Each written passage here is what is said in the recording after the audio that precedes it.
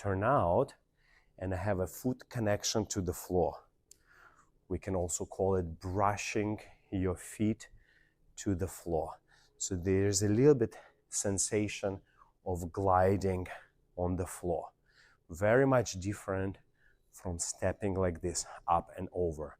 And you notice when we walk normally on the street, you actually lift your leg and you land it on the heel.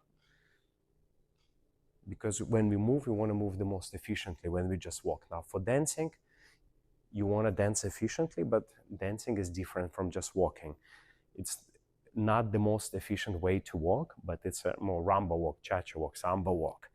So it's going to look more danceable, more beautiful, more sophisticated, more fluid, and more musical, of course. So tracing your feet, practicing in rumba. So quick and slow, and quick and slow. So, and I like to think as I practice only on one little detail or maybe two details. Don't overwhelm yourself. Right now we already have two details which are very connected. It's natural turnout and also feet being always connected to the floor. So we're connecting our feet to the floor all the time. And we can try cucarachas and rumba, quick and slow. See, now tracing your foot. Instead of just stepping up and over, my foot doesn't turn out and we use pressure to the floor. In this case, I can also, if I don't have a mirror, I can feel how I move, where my leg is, how my foot lands. Now we can practice exactly the same in cha-cha-cha. So go cha-cha-cha. So feet connected to the floor all the time. 2, rock step. 3, sliding feet. Cha-cha-cha. And sliding feet. 2, sliding feet. 3, and a cha-cha-cha.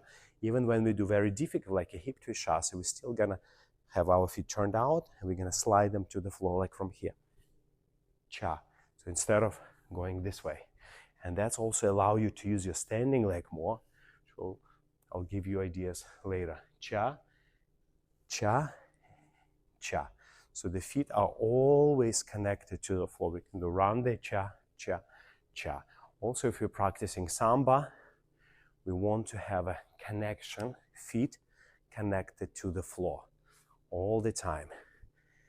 And in this case, we'll land in a beautiful, natural turnout all the time.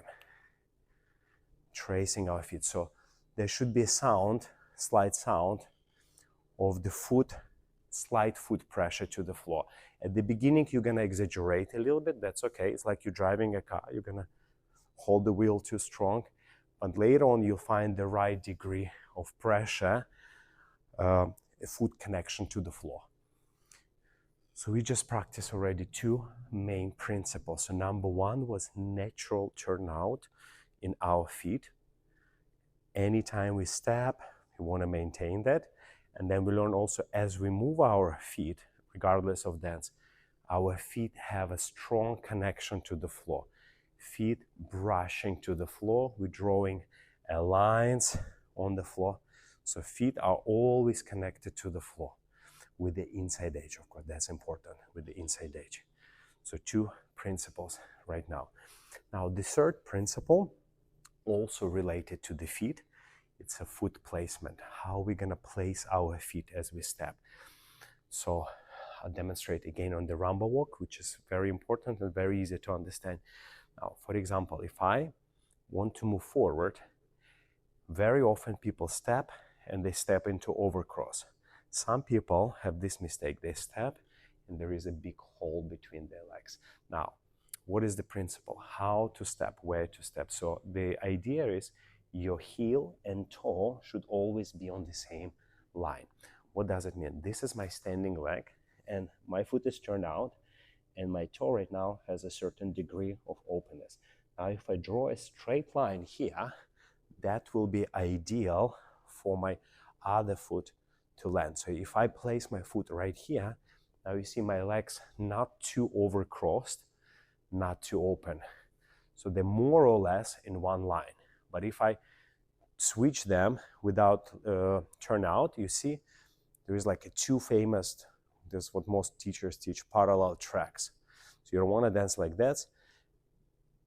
If your feet are turned out, it's actually heel and toe will always be on the same line. So that's the best way to learn it. In this case, no matter how many steps you take, your feet will always look good. Now, if you step to the side, depends on degree, your heels are in one line, toes in one line. But this mainly required for forward and back movements. So heel and toe on the same line. So let's practice it in our rumba. So we have a natural turnout. We have already connection feet to the floor, and now we know how to place that foot. So we're placing heel and toe. Now, when you learn, of course, you can look in the mirror, see how you place, or you can look down just to check, to get used to that skill. Where is my foot is going? Now I can do forward and back rumba walk.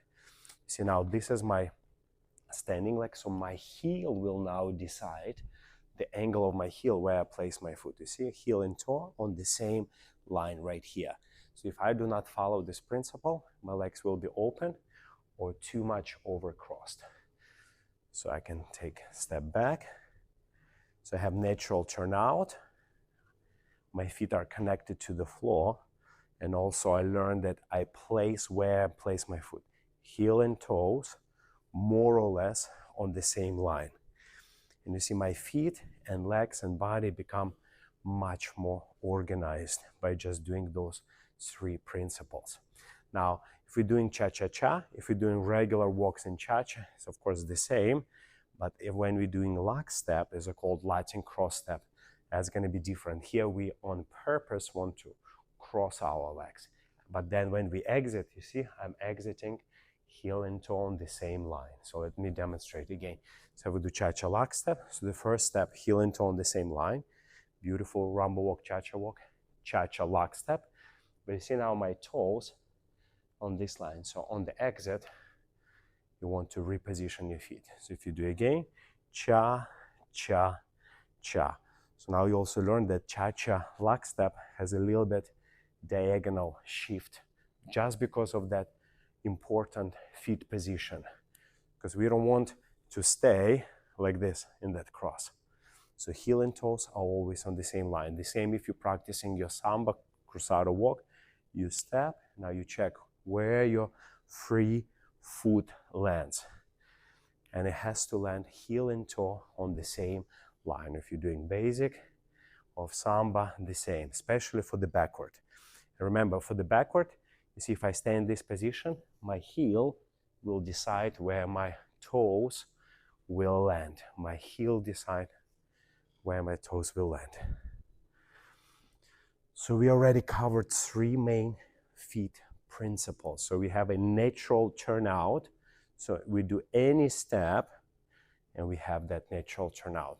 Then we practice also foot connection to the floor. So our feet connected to the floor all the time. And also we learn about foot placement. So if we would like to go forward or back, we know that we're gonna place our foot, heel, and toe on the same line.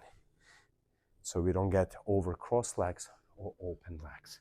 So three main principles. So number 4 principle about level 1, about your feet, it's a rolling of the feet, rolling of the foot. So when you step back, for example, you can see clearly that your foot is gonna be rolling from toes to ball to the heel. So your feet have constant, like a cat, rolling sensation. So this will be good exercise to feel it. You just stay like this on your ball of the feet and roll slightly to your heel, then roll up and roll ball, heel. So foot rolling. Again, depends on the music. It depends how fast, how slow, how much you can absorb. So in samba, you have a little bit more this absorption, that rolling from the foot. And rolling applies for standing leg and a free leg at the same time. Because let's say if you do it in rumba walk, there is a little bit from the toe to ball heel, there's a little bit absorption here happening. But same time that back foot, this back foot is rolling from heel to the ball of the foot slightly turning into inside edge of the toe. So that rolling is constantly happening. Now, if you step back, you see, I have foot go from toe to the ball to the heel, and look at my front foot is peeling from the heel to ball to toe. And when it's on the toe, that's the moment when you're gonna take off. So foot rolling for the feet is very, very essential. So those are 4 points gonna be happening with your feet. Now, we're going to level 2 about your knees and legs. So for the knee and legs, we wanna learn that our knee can bend and can straight.